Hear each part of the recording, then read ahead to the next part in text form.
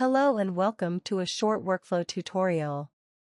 You receive reports as a PDF file and would like to assign them to InStudy and then send them on to iQ-WEB.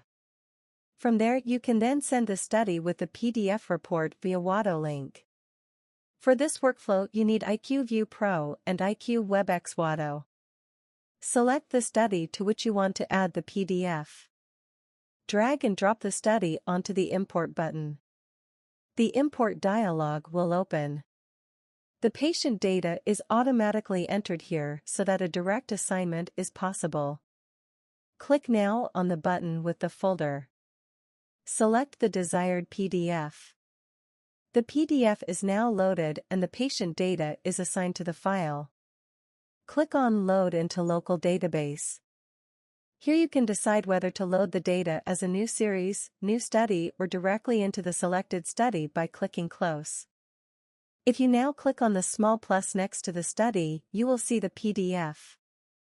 Now you can use the Transfer button to send the study to the iQ-WEB. Now open your iQ-WEB. Log in there and search for the study. Select it and click on WADO link. Now you can send the WADO link with the study and the PDF report as usual.